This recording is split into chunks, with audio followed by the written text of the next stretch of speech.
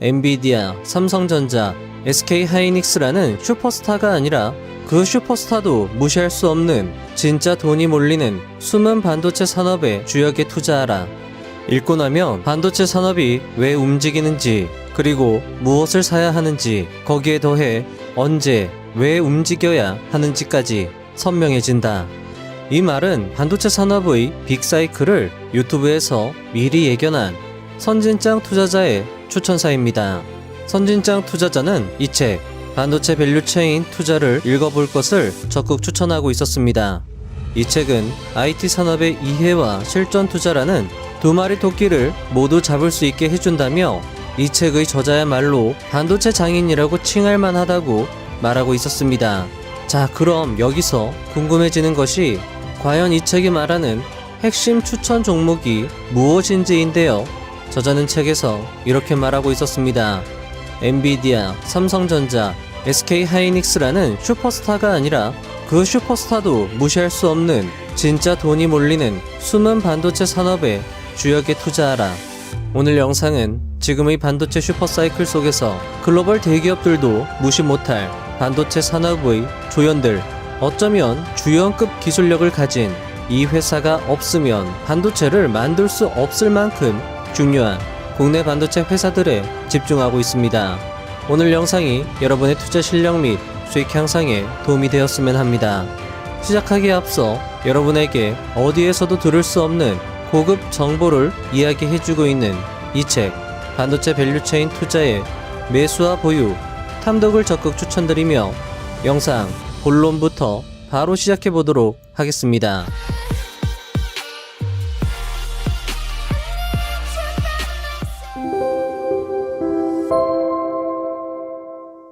1. 누가 가장 많은 이익을 가져가는 구조인가? PC 시대에는 조립업체가 아니라 CPU 업체가 돈을 벌었다. AI 시대에는 AI 서비스를 만드는 회사보다 그 서비스를 돌리기 위한 GPU와 HBM을 파는 회사가 먼저 돈을 번다. 밸류체인에서 돈이 몰릴 수밖에 없는 목을 잡고 있는 회사를 찾아야 한다. 밸류체인이란 제품 하나가 만들어져서 소비자에게 가기까지의 전체 과정을 뜻합니다. 그리고 저자는 이 전체 과정에서 돈이 몰릴 수밖에 없는 회사를 찾아야 한다고 강조하고 있는데요. 과연 어떤 회사가 그런 회사인지 궁금해지는 부분입니다. 2. 진짜 돈이 몰리는 회사. 시장은 엔비디아와 같은 화려한 간판 스타를 먼저 알아본다.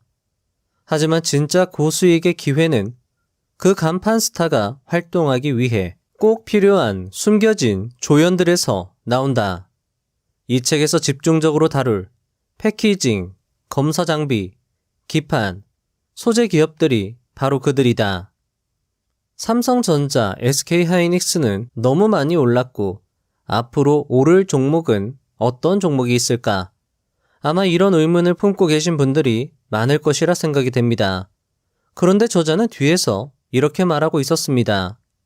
이제 다가올 소부장 사이클을 준비하자라고 말이죠. 보통 대형주가 2배에서 3배 오를 때 그들과 밀접한 관련을 가진 중소형 수혜주들은 5배에서 10배가량 주가가 오르는 경우도 심심치 않게 찾아볼 수 있습니다. 오늘 시간은 그런 종목을 찾는 데 있어 좋은 아이디어를 제공할 수 있을 것입니다. 어떠신가요? 저자의 이야기가 기대되지 않으신가요? 저자의 이야기는 계속됩니다. 3. 책에서 찍어준 종목들.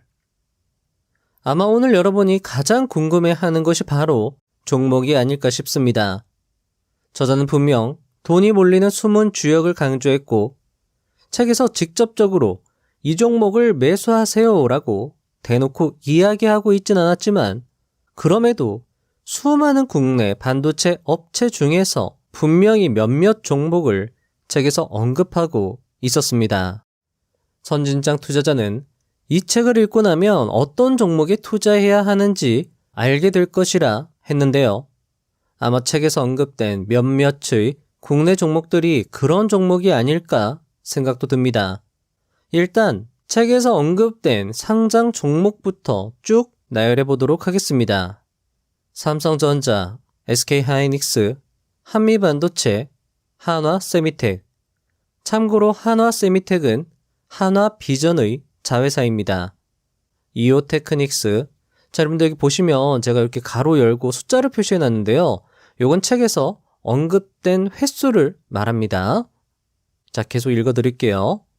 이오테크닉스, KC텍, PSK홀딩스, 프로텍, STI, 레이저셀, YC, DI, TSE, 샘CNS, 리노공업, ISC, TFE, 테크윙, 네오셈, 엑시콘, 기가버스, 고영, 인텍플러스, 펨트론, 오로스테크놀로지, 넥스틴, 파크시스템즈, 동진세미캠, 삼성전기, LG이노텍, 대덕전자, 코리아서키트, KCC, LG화학, 솔브레인, 제우스, 덕산하이메탈.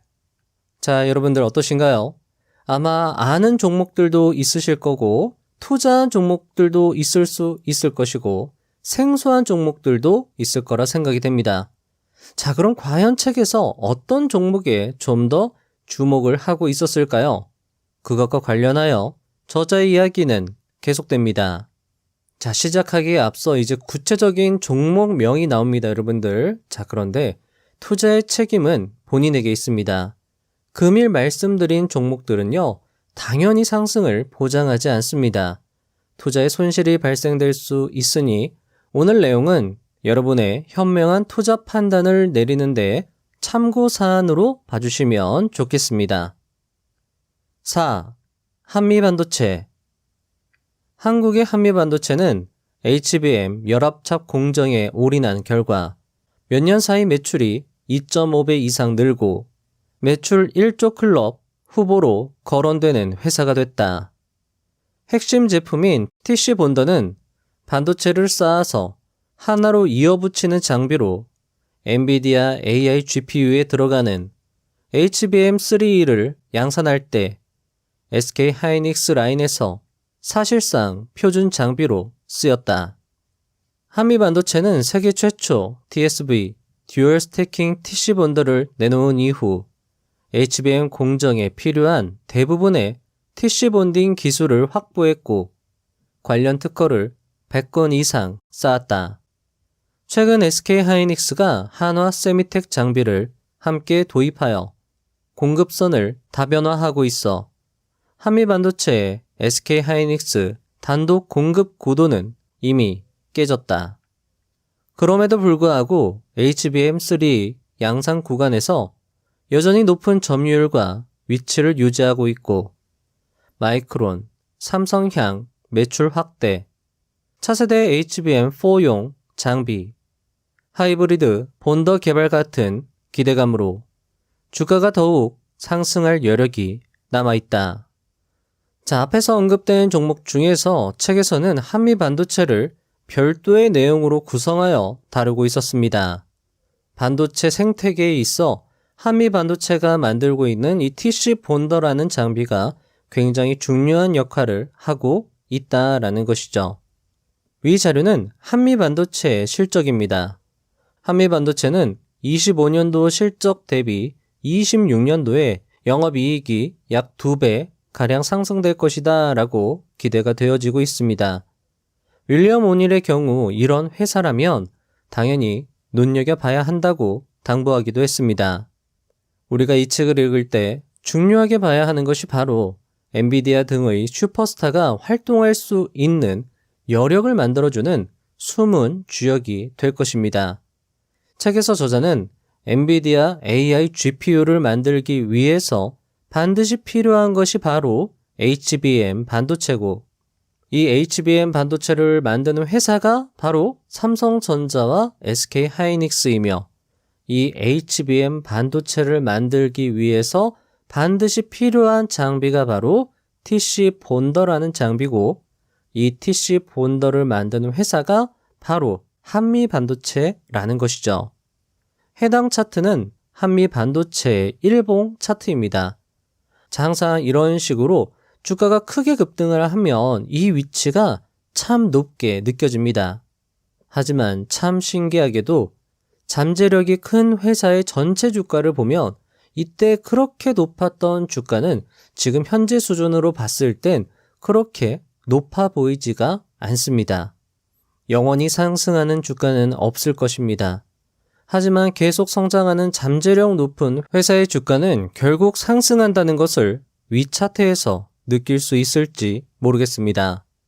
물론 언젠가 AI 인프라가 모두 구축되고 크게 상승했던 주가는 결국 버블이라는 이름 하에 크게 하락하는 날이 올 수 있을 것입니다.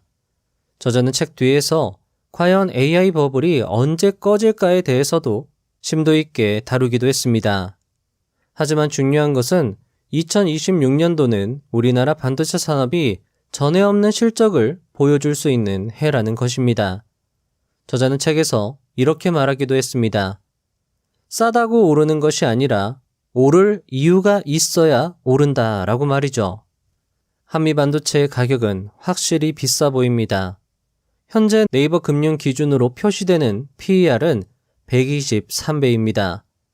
전통적 가치 투자를 지향하시는 분들에게 있어서 절대 매수하면 안 되는 종목일 것입니다. 하지만 저자는 이렇게 말했습니다. 스토리, 즉 오를 만한 이유 또는 오를 만한 이야기가 있다면 주가의 상승 여력은 존재한다고 말이죠. 즉 비싸다고 떨어지는 것이 아니라 오를 이유가 있다면 더 오를 수 있다는 것입니다. 그리고 우리가 여기서 또 주목해야 할 종목이 바로 한화비전, 한화세미텍의 모회사죠. 한화비전이라는 복병입니다. 그동안 독점적 지위를 차지하고 있는 한미반도체에게 일격을 가한 종목일 것입니다. 그리고 한미반도체가 이렇게 주가가 상승했다면 한화비전이 상승하지 못할 이유도 없을 것입니다. 물론 어떤 분들은 한미반도체와 한화비전의 기술력 차이 등에 대해서 말씀하실 수도 있을 겁니다. 한화비전은 한미반도체에 비하면 기술력이 떨어진다라고 말이죠. 그리고 한화비전은 한화세미텍을 보유한 모회사이기도 합니다. 그런 부분이 한미반도체에 있어서 또 경쟁력이 떨어지는 부분으로 생각이 될 수도 있죠. 하지만 저자가 말한 것처럼 본질보다 이유가 더 중요하게 작용할 수 있는 게 바로 주식 시장입니다. 키 맞추기라는 말이 있습니다. 삼성전자가 더 많이 상승하면 SK하이닉스가 키를 맞추기 위해서 상승한다라는 것이죠. 즉, 키를 맞출 이유가 있으니 주가가 더 상승할 수 있다라는 것이고, 이는 퀀트 투자의 대가 에드워드 소프 역시 강조한 기법이기도 했습니다. 만약 한미반도체가 상승했으니 한화비전도 상승한다 라는 가설을 세워보면 어떨까요? 위 차트는 한화비전의 일봉 차트입니다. 현재 한화비전은 역사적 고점을 강력히 돌파하면서 상승 추세를 보여주고 있었습니다. 물론 최근 전쟁 그리고 구글의 터보 퀀트 이슈로 주가의 움직임은 현재 매우 혼란스럽습니다. 하지만 결국 AI 인프라 구축 시대에 현재 반도체가 모자라다라는 건 명명백백한 사실이므로 여전히 상승 여력이 있다고 생각하기에 충분할 수 있습니다. 한미반도체는 역사적 거래량 이후 현재 주가가 거의 20배 이상 상승한 상황입니다. 반면 한화비전의 경우 역사적 거래량 이후 주가는 한미반도체에 비해서 훨씬 못 미치는 수준입니다. 물론 한미반도체와 한화비전의 기술력 등의 내재가치 분석과 가격 분석을 자세히 한다면 아마 여러분과 저는 오늘 밤을 새우며 이야기를 해도 끝이 없을 것입니다. 다만 간단하게 키 맞추기로 생각을 해본다면 좀 더 쉽고 효율적이지 않을까라는 생각도 해볼 수 있을 것입니다. 퀀트 투자의 대가 에드워드 소프 역시 이런 단순한 키 맞추기 현상을 통해서 많은 돈을 벌었듯이 말이죠. 5. 이오테크닉스. 책에는 글로벌 20대 장비 회사를 나열하고 있었습니다. 그리고 그 중에서 딱 2개의 국내 회사만이 20대 기업에 이름을 올렸는데요. 원익 IPS와 이오테크닉스였습니다. 그리고 한미반도체와 같이 별도의 파트를 할애해서 저자는 이오테크닉스를 설명하고 있었는데요. 저자 이야기 함께 들어보시죠. 이오테크닉스는 레이저 기반 정밀 가공 기술을 무기로 후공정, 패키징 밸류체인에서 존재감을 키워온 회사이다. HBM 적층이 고도화될수록 더 얇고 더 정교하게 자르고 가공하는 공정의 중요도가 올라가는데 이오테크닉스는 가공 공정뿐 아니라 적용 영역을 넓혀가며 포트폴리오를 확장하는 그림을 보여주고 있다. 이 회사는 특정 공정 하나에만 의존하지 않고 반도체를 만드는 여러 단계에서 두루 쓰이는 장비를 가지고 있다. 그래서 업황의 영향을 덜 받는 게 강점이다. 특히 앞으로는 더 작고 정교한 구멍을 뚫는 기술, 그리고 유리기판 같은 새로운 기술이 확산되면 추가 성장이 가능하다. 또 칩을 얇게 만들고 여러 개를 쌓는 과정에서 필요한 장비까지 준비되어 있어 앞으로 더 성장할 수 있는 기회가 있다. AI 반도체가 복잡해질수록 이런 레이저 장비의 활용 범위도 더 넓어질 수 있다. 저자는 글로벌 20대 기업 중 원익 IPS와 이오테크닉스 중에서도 굳이 이오테크닉스만을 책에서 설명하고 있었습니다. 저자는 왜 원익 IPS는 설명하지 않았을까? 이런 생각을 해보기에 충분할 것입니다. 어쩌면 저자는 이오테크닉스의 성장 가능성이 더 크기 때문에 책에서 좀 더 자세히 설명한 것 아닐까? 이런 생각도 해볼 수 있었습니다. 위 차트는 이오테크닉스의 월봉 차트입니다. 이오테크닉스 역시 역사적 고점을 돌파하면서 현재 신고가를 써내려가고 있었습니다. 이 차트는 이오테크닉스의 일봉 차트입니다. 현재 이오테크닉스는 굵은색 하늘색 선이 보이시죠? 요게 50일 이동평균선입니다. 50일 이동평균선을 타면서 추세 상승 중에 있습니다. 신정재 트레이더는 대형주, 우량주일수록 추세를 지키면서 상승한다라는 말을 하기도 했습니다. 현재 반도체 시장의 상승 여력이 남아있고 신정재 트레이더의 가설이 맞아 떨어진다면 이오테크닉스의 현재 주가의 위치는 적절한 매수 타점이 될 수 있을 것입니다. 그리고 이오테크닉스의 과거 차트를 살펴봤을 때 또 특이점이 있었는데요. 바로 50일 이동평균선이 중요한 기준이 되었다는 것입니다.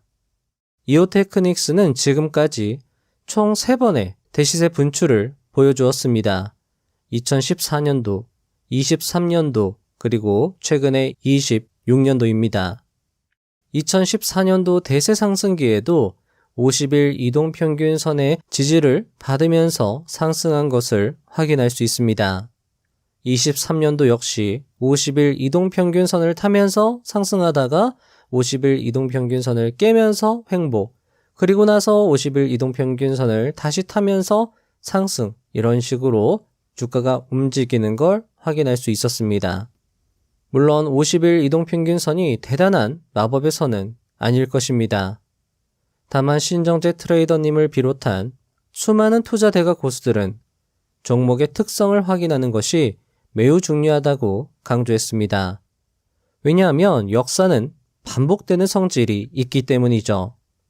따라서 우리는 이오테크닉스를 매매할 때 50일 이동평균선을 중요한 기준으로 삼고 대응할 수 있다라는 겁니다. 물론 무조건 50일 이동평균선의 지지를 받고 상승한다 이런 건 또 아니기 때문에 여기를 기준으로 그냥 하는 거죠. 예를 들면 내가 50일 이동평균선을 기준으로 50일 이동평균선에 가까이 왔을 때 또는 지지를 받고 상승이 나올 때 이런 반등의 초입 타점에서 매수하고 50일 이동평균선이 만약에 깨진다라고 하면 나의 판단이 틀렸다라고 인정하고 그 자리에서 매도하겠다.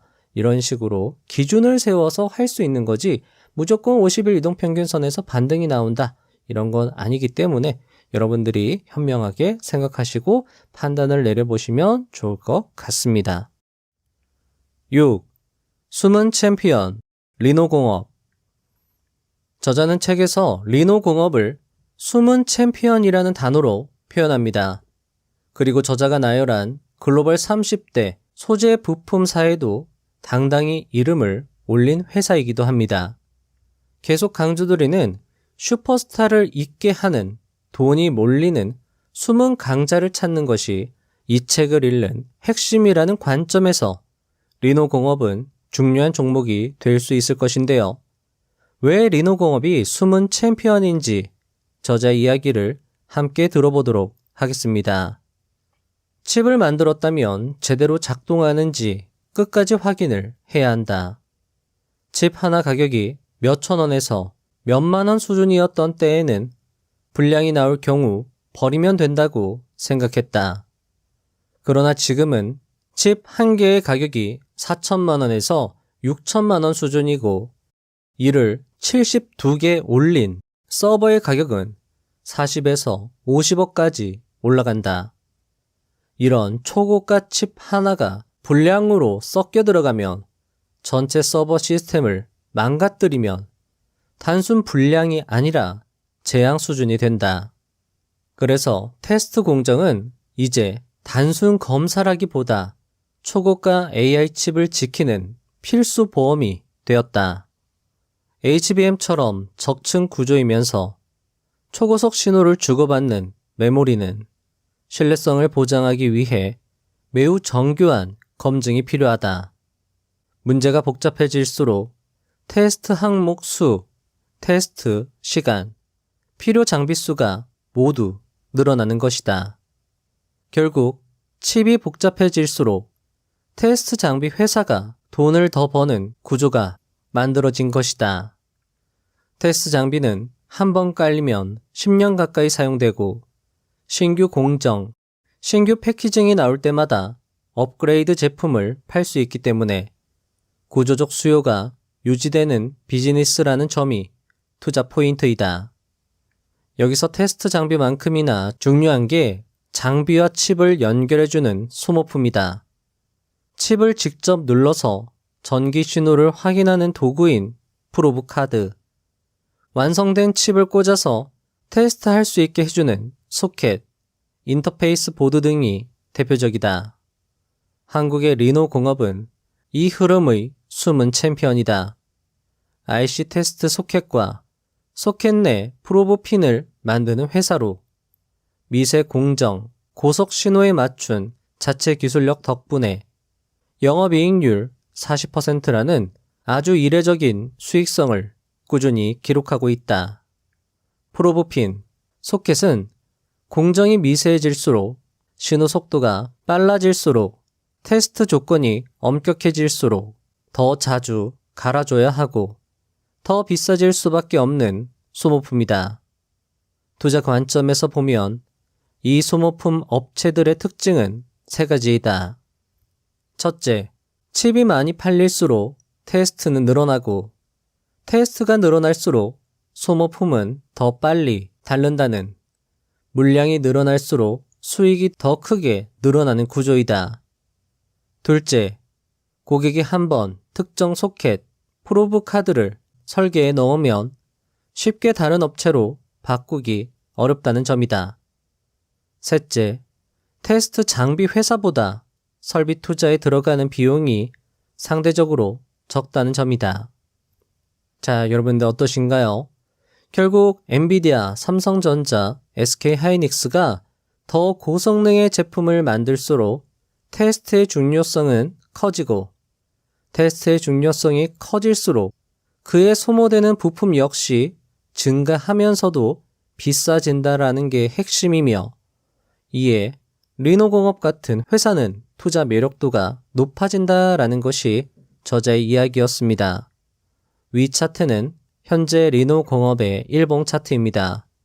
아쉽게도 현재 리노공업은 저점 대비 크게 주가가 상승한 상태입니다.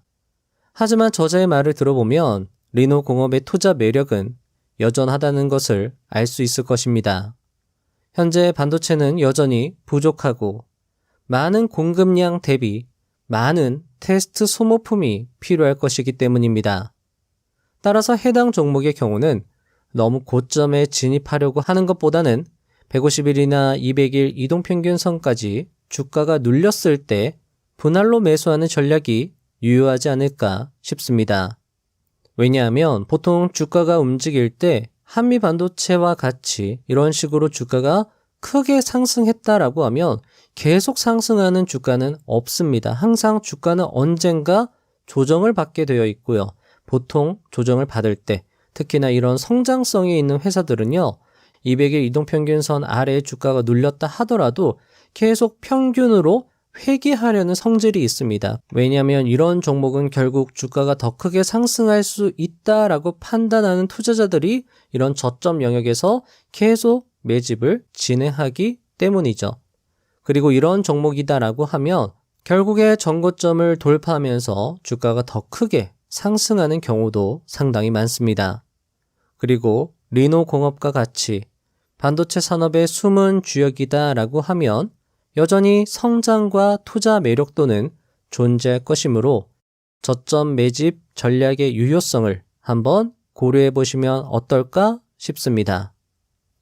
7. 동진 세미캠, 솔브레인. 수조 원짜리 공장과 수천억짜리 장비를 보면 이런 생각이 들 수 있다. 반도체는 다 조단위 싸움이네. 개인 투자자가 파고들 틈은 없는 거 아닌가? 틈은 소재, 부품에 있다.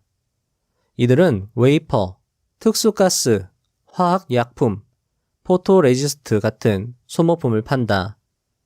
겉으로는 평범한 화학, 소재 회사 같지만 한 번 라인에 들어가면 수율, 안전, 환경 인증 등이 얽혀 있어 거의 바뀌지 않는다. 이러한 구조 덕분에 소재 부품 기업들은 락인이 걸린 구동 모델에 가까운 현금 흐름을 만들어낸다. 문명사로 치면 화려한 왕궁보다 소금과 철이 더 오래 권력을 만든 것처럼 말이다. 소재 부품은 반도체 산업의 소금과 철이다. 특히 동진 세미캠과 솔브레인은 해외의 의존도가 컸던 화학 소재를 국산화한 대표적인 기업이라는 점에서 주목할 필요가 있다. 자, 위 차트는요, 동진 세미캠과 솔브레인의 일봉 차트입니다. 앞선 회사들에 비하면 주가는 아직 전고점 대비해서 주가의 상승폭이 그렇게 크지 않은 걸 확인할 수 있습니다. 두 회사는 반도체를 만드는 데 필수적인 화학 소재를 만드는 회사로 증권사 리포트에서도 자주 추천 종목으로 언급이 되는 종목이기도 했습니다. 이런 점 역시 참고해 보시면 좋을 것 같습니다. 8. 현대차, 엔비디아 동맹의 의미. 현대차 그룹은 2020년대 들어 자동차 제조사에서 모빌리티, 로보틱스 플랫폼 기업으로 변신을 시도하고 있다. 2024년, 2025년에 보여준 글로벌 판매량과 수익성은 현대차 그룹이 규모, 수익, 제품력, 3박자를 갖춘 몇 안 되는 OEM. 자, OEM은 다른 회사 제품을 대신 만들어주는 걸 말합니다. OEM이라는 것을 증명했다. 엔비디아와의 관계에서도 현대차는 단순 고객을 넘어 피지컬 AI 파트너가 될 여지가 있다. 이미 제네시스, 아이오닉 등의 엔비디아의 자율주행 소프트웨어가 도입되어 실험을 시작했다. 테슬라처럼 모든 것을 혼자 만들 수는 없지만 엔비디아와의 협력을 통해 테슬라에 준하는 경험을 상당 부분 재현하는 것이 가능하다. 로봇 분야에서도 현대차 그룹의 잠재력은 크다. 보스턴 다이내믹스를 통한 휴머노이드, 물류 로봇 기술, 현대제철, 현대차 공장이라는 거대한 테스트베드, 모터, 감속기, 센서, 배터리 등 부품 내재와 역량이 모두 갖춰져 있다. 엔비디아와 결합되면 테슬라식 수직 통합이 아닌 현대차, 엔비디아식 하이브리드 피지컬 AI 구조가 나올 수 있다. 공장, 물류, 항만, 건설 현장 등 한국이 강점을 가진 산업 현장은 그 자체로 피지컬 AI의 실전 무대가 된다. 아마 유튜브나 증권사 리포트를 보면 반도체 종목들이 대체로 비싸다는 의견을 많이 볼 수 있습니다. 그도 그럴 것이 아무래도 PER이 높다 보니 비싸 보이는 것도 당연할 것입니다. 하지만 이런 AI 인프라와 관련하여 아직도 저평가되고 있다고 언급되는 종목이 바로 현대차일 것입니다. 위 차트는 현대차의 일봉 차트입니다. 지금 주가의 수준은 굉장히 높아 보입니다. 하지만 이를 월봉 차트로 보면 또 다른 관점으로 볼 수 있는데요. 위 차트는 현대차의 월봉 차트입니다. 현대차는 약 5년간의 박스권 장세에 갇혀 있었습니다. 하지만 최근에 강력한 거래량으로, 게다가 그냥 거래량이 아니죠. 역사적 거래량으로 전고점을 강력하게 돌파했습니다. 그리고 주가는 역사적 신고가 영역으로 진입을 했습니다.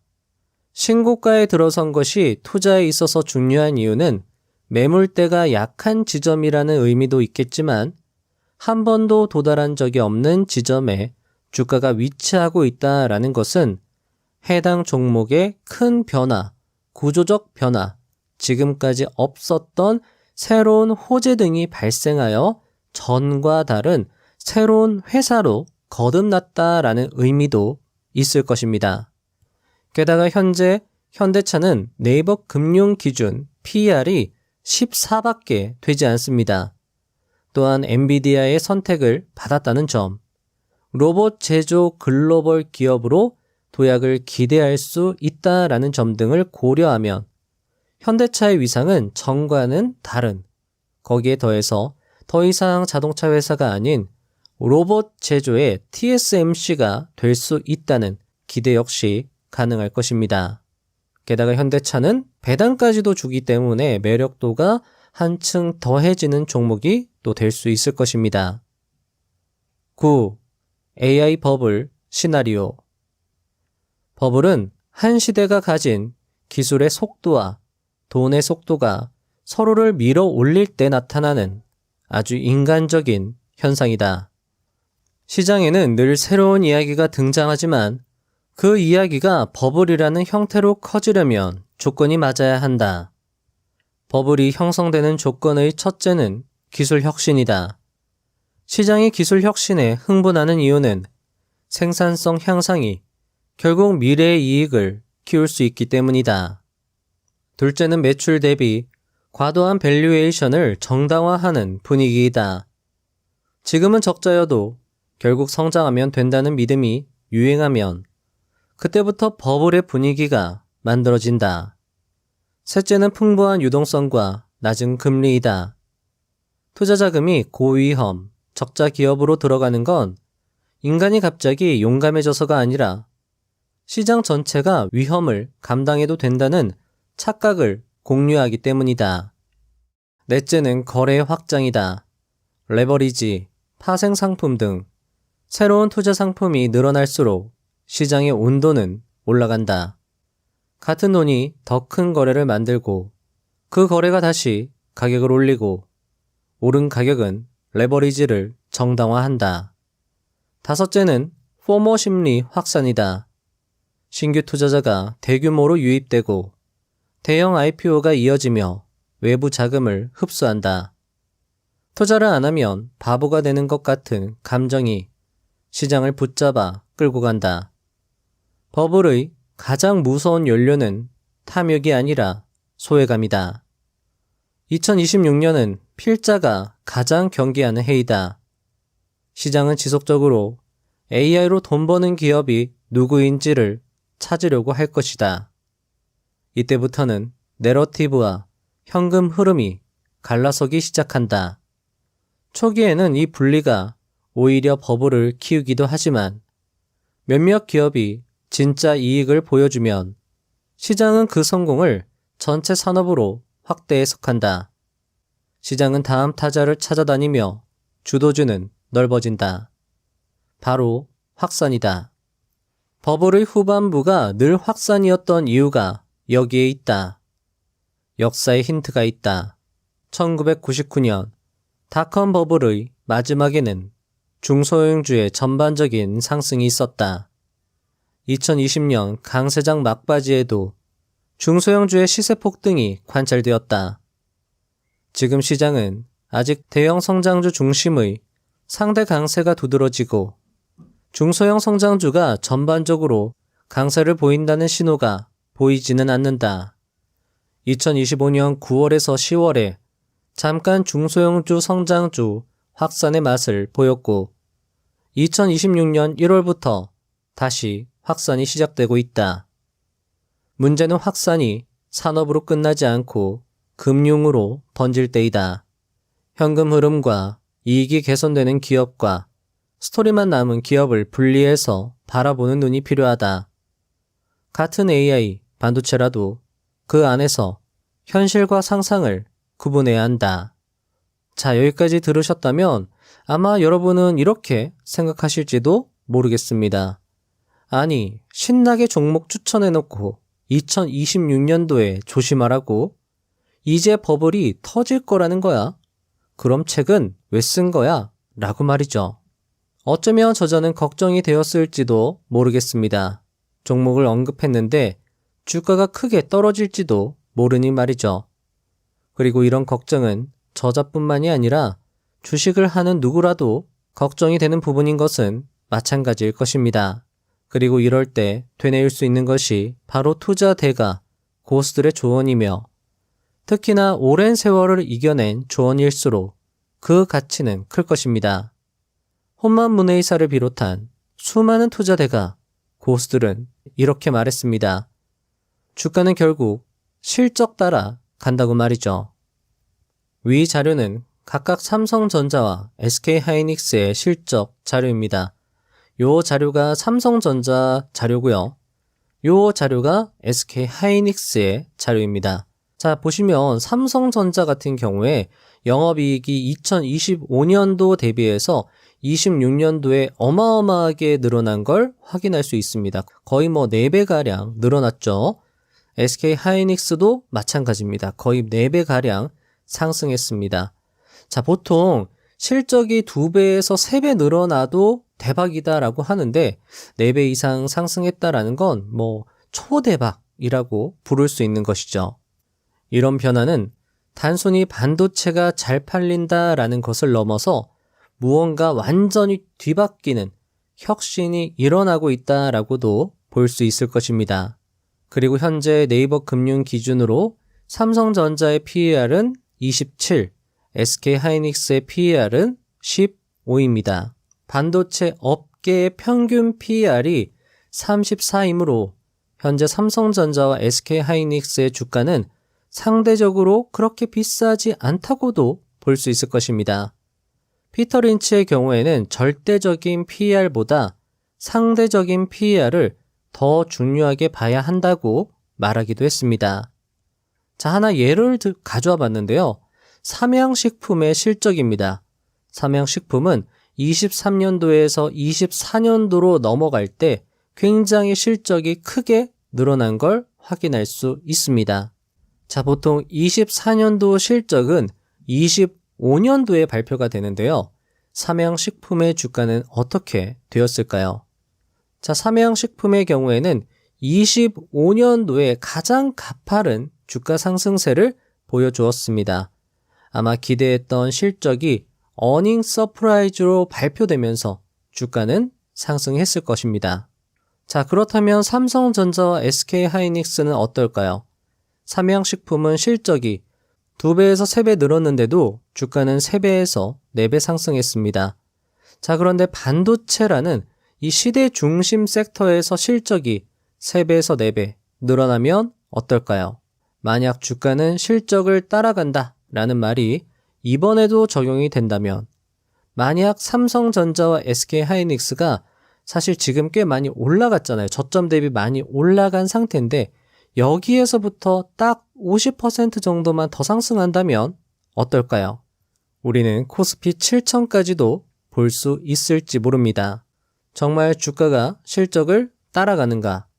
이번 주식시장은 수익을 넘어서 굉장히 좋은 투자 경험, 공부의 장이 될 것이며 여러분들이 지금 주식 투자에 관심을 갖고 계신 그 자체만으로도 여러분 인생에 있어서 큰 수확이 아닐까 싶습니다. 이번 상승 장세를 잘 활용하여 경험, 공부, 그리고 더 나아가 수익까지 챙기는 그런 기회가 되었으면 하는 바람으로 오늘 영상을 마무리하도록 하겠습니다. 자, 그리고 하나만 더 말씀을 드리고 넘어간다라고 하면 25년도에 삼양식품 실적이 좋을 거다라고 아마 시장에서는 다 예상을 하고 있었을 거예요. 그렇기 때문에 24년도에 이런 식으로 굉장히 큰 상승세가 나왔을 겁니다. 하지만 25년도 이후로 주가가 크게 떨어지는 걸 확인할 수 있습니다. 따라서 장밋빛 미래가 나올 때가 가장 또 위험할 때일 수 있으니까요. 너무 여러분들 욕심내지 않으시고 주가가 어느 정도 상승이 나오면 하반기 즈음에서는 조금 익절을 하는 그런 전략도 여러분들이 좀 생각을 해보시면 어떨까. 물론 이것도 하나의 가설일 뿐입니다. 하지만 영원히 상승하는 주가는 없기 때문에 언젠가는 익절하는 순간이 있다라는 거죠. 그걸 언제 할 것인지 그것도 한번 생각을 하면서 대응을 해 나가시면 좋을 것 같습니다. 마치며 시간 관계상 여기서 책을 마무리하는 것이 참 아쉽습니다.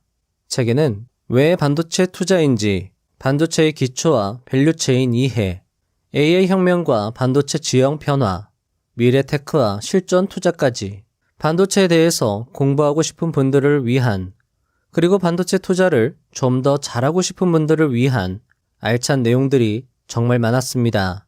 그리고 과연 저자가 강조하고자 하는 종목은 어떤 종목일까 추리하면서 읽어나가는 재미도 있어서 정말 좋았습니다. 책을 꼭 읽어보시면 좋겠습니다.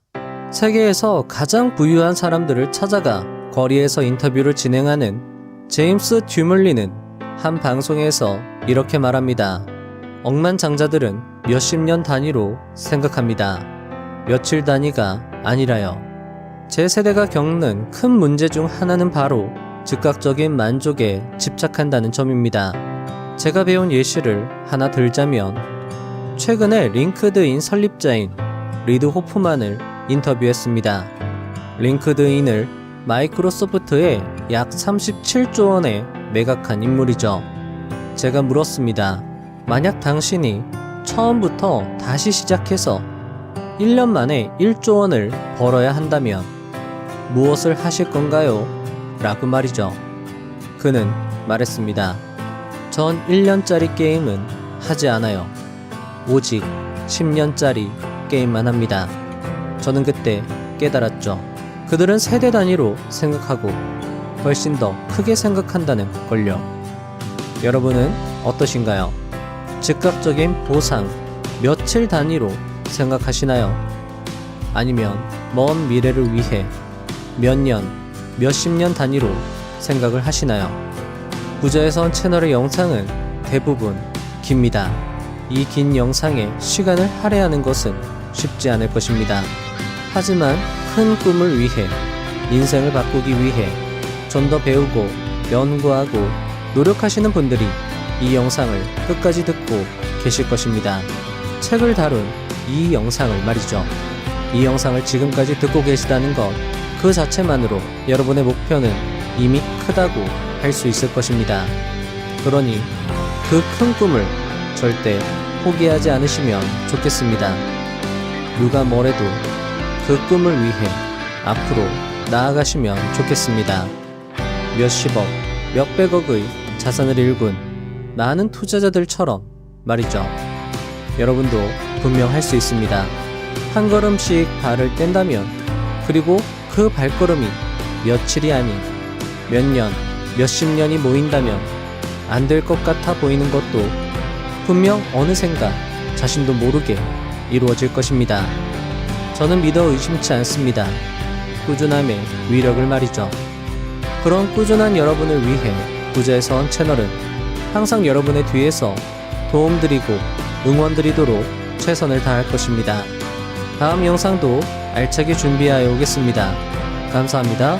부자가 되는 지름길로 저와 함께 달려가시죠.